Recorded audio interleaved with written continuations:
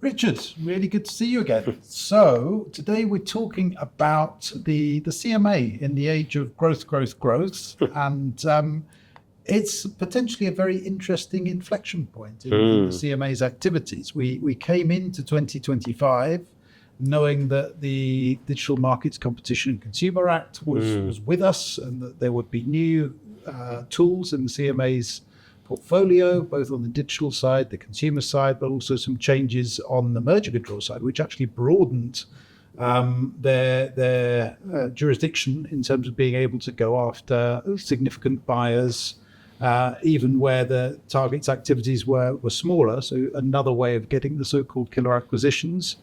And then we've seen over the past couple of months some very significant developments, starting with the resignation of the chair, Marcus Bockering, and his replacement, Doug Kerr, being appointed. Could you maybe just start by talking a little bit about what the background is to these changes? What pressures have been building, and what's the view of UK government that's led to this well, I don't want to call it a change of direction, but certainly some significant announcements.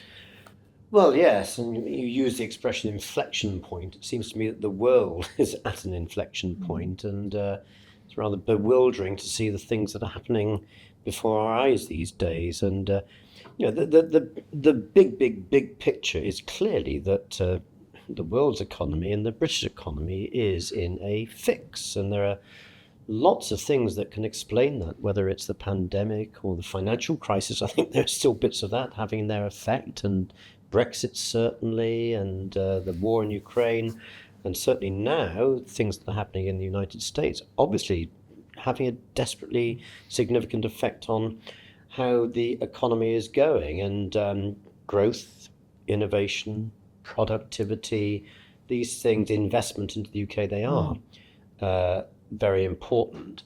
And I think there's a couple of different things when we bring it down to the level of competition law itself.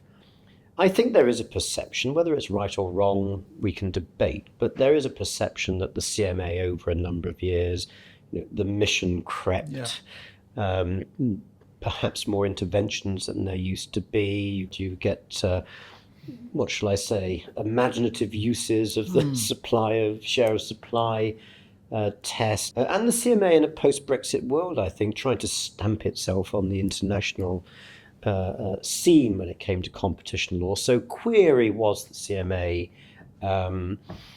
expanding its jurisdiction a little bit too much. And then you have a new government, and it's looking at the landscape, and it's asking itself big questions about the future, including the role of the regulators, of which, of course, the CMA is one of many. And clearly, I don't know how it happened, I don't know the politics of it, but at some level, the government clearly seemed to be dissatisfied with the role that the CMA was playing. And then that did lead to this rather dramatic resignation of the chairman, which I think took a lot of people by surprise. And so there's an inflection point in history, but I think there's an inflection point in the history of the CMA. Yeah. No, I agree. I mean, it really took a lot of people by surprise in the community. And I agree with you on the pressures that we can see that the UK, the economy, and the CMA consequently are under, but flowing from the pressures the government feels to drive growth, which is a huge priority, and to drive investment in the UK. And I think there had been a lot of noise about how, rightly or wrongly, the CMA's approach was deterring investment in the UK because it was seen as an overly onerous review process. So following on from the change of chair at CMA, we've seen quite a lot of announcements of one sort or another about changes to try to change the role of CMA, but to encourage growth, to make the process, or the various processes that the CMA runs, more user-friendly, starting with the 4 Ps, Richard. Can you tell us a little bit more about that? Yes, the 4 Ps, which the CMA has told us that will guide them in their work from now on, and they are predictability, pace, process, and proportionality.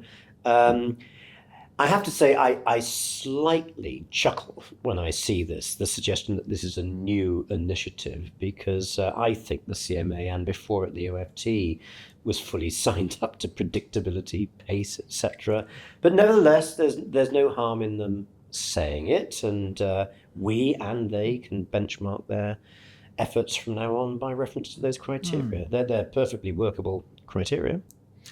But there's also been some more specific suggestions around elements of the merger control regime, for example, share of supply and the material influence test. Well, I think that one is interesting, because if one of the things we're worried about is the kind of investment into the country and the merger control process, one of the things that has always been a feature of the UK merger control system is that there are provisions in the Enterprise Act that imply the possibility of, what shall I say, more intrusion into deal making than probably most other systems of law. And one is that we have always had, this goes back 50 years, I suspect, to the original legislation. We've had the idea of intervening on the basis of the acquisition of material influence, which means something below decisive influence. And you and I can think of any number of cases over the years which have been, what shall I say, quite surprising in that they ended up being looked at under merger control, including shareholdings of much less than 20%. We can think of examples of that. And the government has said it's time to have another look at that. And separately, we have our famous or infamous share of supply test, which provides a different type of intervention possibility other than conventional turnover thresholds. And the government has said maybe it's time to have a look at that one. And it's interesting, isn't it? Because it does feel like a pendulum swinging moment, because it was not that long ago that the Commission was saying, we're jealous of the CMA's material influence threshold. We want to be able to look at lower levels of acquisition of influence. We want to have new tools, and obviously all of the Article 22 history was around being able to get hold of mergers that fell below the strict revenue thresholds. So what do you think the future holds? Do we think that the CMA, I mean, we've heard also that they're having to make cuts in terms of the people in the team because they are over budget. Do we think that the CMA's level of activity is actually going to be less than we'd thought, particularly given the new tools that they have available? Well, I'd say a couple of things there. One is, you mentioned the pendulum. Now, I've been studying this subject for a long, long time. And what I would say is that the pendulum never stops swinging. That's absolutely clear. And you can go right back deep into the roots of antitrust in the States in the 1890s and the needs for the legislation then, and how the Sherman Act has been changed in its focus and its emphasis hugely over the years, from no intervention to high intervention and so on and so forth. So the pendulum is always swinging. And if you ask me which way it is swinging at the moment, I think it doesn't need Einstein to be able to see that we are likely to have a period of less intervention in the future than in the past. Of course, the pendulum can swing back again in due course. And this is not inconsistent with the kind of things that Mario Draghi was saying to the European Commission indeed. Last year, or in the mission statement that was sent from Ursula von der Leyen to Teresa Ribera. So there's something consistent, it seems to me, in all of this, and maybe some of the more exotic interventions that we've seen recently, maybe they will be fewer. And potentially echoing also what Draghi said, more focus on industrial policy and supporting potential national champions. We're obviously hearing about development of things like the European defence industry. Will there be a more lenient approach to allow some of those things to happen? Well, you have those projects of European significance, don't they? I never liked the expression national champions and industrial policy. I mean, these are expressions that can be misread hugely. But a competition authority can intervene less simply by the way it analyzes a transaction within the existing principles.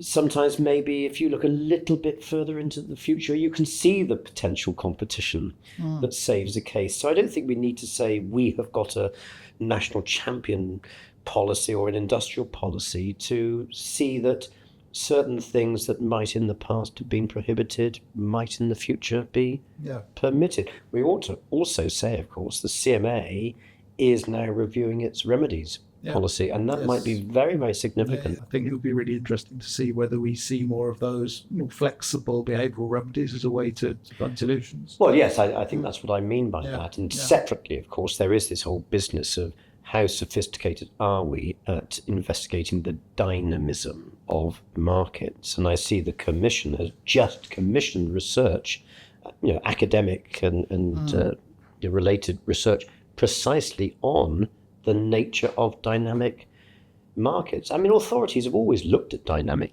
markets. It's just that maybe they can become better at the way in which they do it. Yeah, it comes back, I think, to that idea of the pendulum swinging, doesn't it? Mm-hmm. We had a series of cases where looking into potential competition as in a more aggressive way was very much the thing to be done, whereas it feels like maybe now there'll be more willingness to accept arguments that potential competition could change in a way that allows a merger rather than it creates problems. Because we've always known in principle that potential competition can make a market more competitive. Yes, indeed. And so why would you rule it out? Yeah. how people interpret uncertainty. Yes. Anyway, thank you very much, Richard. That was very, very interesting and, a lot to watch. So we will see how things develop. Indeed. Thank you.